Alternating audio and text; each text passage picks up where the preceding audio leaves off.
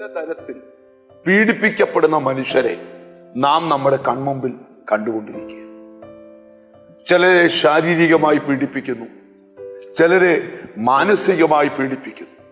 അപ്പോസ്തലപ്രവൃത്തി 12-ാം അധ്യായത്തില് ഹെരോദ രാജാവ് സഭയിൽ ചിലരെ പീഡിപ്പിക്കേണ്ടതിന് കൈനീട്ടി. എന്നാൽ പലരും പീഡിപ്പിക്കപ്പെടുമ്പോൾ അവർക്ക് ഒരു അഭയസ്ഥാനം ഇല്ലാത്ത അനുഭവങ്ങൾ ഉണ്ടാകാറുണ്ട്. അങ്ങനെ ഒരു വചനമാണ് ഇന്ന് വായിക്കുന്നത്. 9-ാം സങ്കീർത്തനത്തിന്റെ 9-ാമത്തെ വാക്യം. യഹോവ പീഡിതന് ഒരു അഭയസ്ഥാനം, കഷ്ടകാലത്ത് ഒരു അഭയസ്ഥാനം തന്നെ.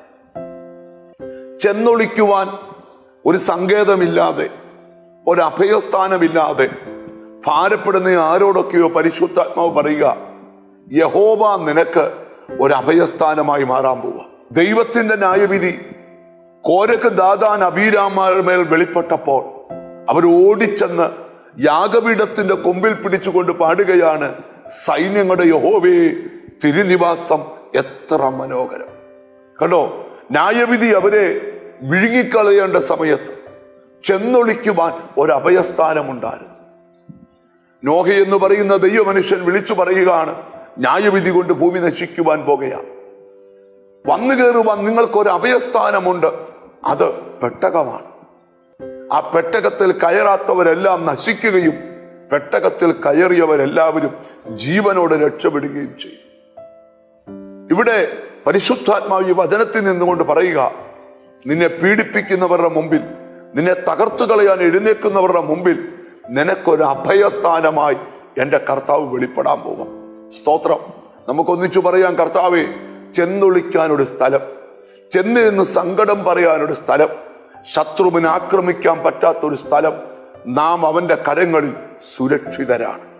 നമുക്കൊന്നിച്ചു പറയാം, യോഹന്നാന്റെ സുവിശേഷത്തിൽ ബൈബിളിൽ പറയുക, സ്തോത്രം, എൻ്റെ പിതാവിന്റെ കയ്യിൽ നിന്ന് നിങ്ങളെ ആരും പിടിച്ചു പറിക്കത്തില്ല.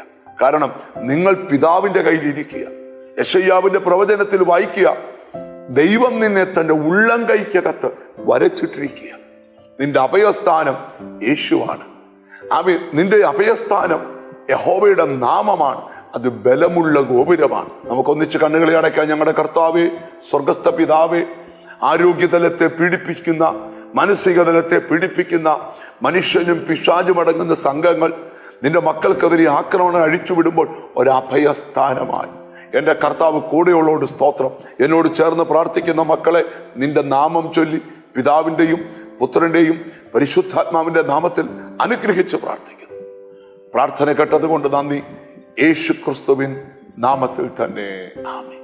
നിനക്ക് ചെന്നൊളിക്കാൻ ഒരഭയസ്ഥാനമേ ഉള്ളൂ, അത് യേശുവാണ്. ആ മാർവിലേക്ക് മറയാം.